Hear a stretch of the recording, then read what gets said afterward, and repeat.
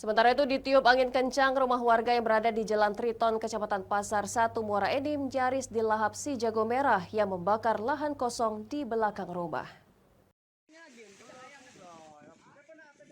Kebakaran hutan dan lahan kembali terjadi di wilayah Muara Enim. Kali ini api membakar lahan seluas 2 hektar yang berada di Jalan Triton, Kelurahan Pasar 1, Muara Enim. Api pertama kali diketahui warga yang berada tidak jauh dari lokasi api. Dengan peralatan seadanya, warga mencoba memadamkan api sembari menunggu bantuan petugas pemadam datang ke lokasi. Petugas yang mendapatkan informasi langsung ke lapangan untuk memadamkan api menggunakan mobil pemadam. Gerak cepat petugas ini juga berhasil menyelamatkan satu rumah warga yang nyaris terbakar karena api sudah berada dekat dengan perumahan warga.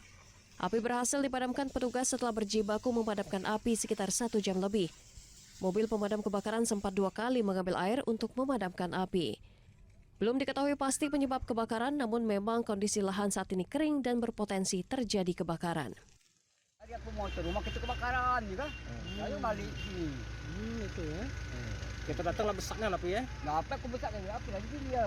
Kami sampai lagi api lagi sini. Itu ya. Ini kan sini api sini. Tahu tak kira asal api Pak? Asal api tak tahu gitu anak anak ikan ngali tak tahu gitu. Laporan dari masyarakat dan kami segera menuju ke lokasi. Saat ini kami sedang melaksanakan pemadaman oleh rekan-rekan saya dari Damkar, BPBD, Kabupaten Muara Enim.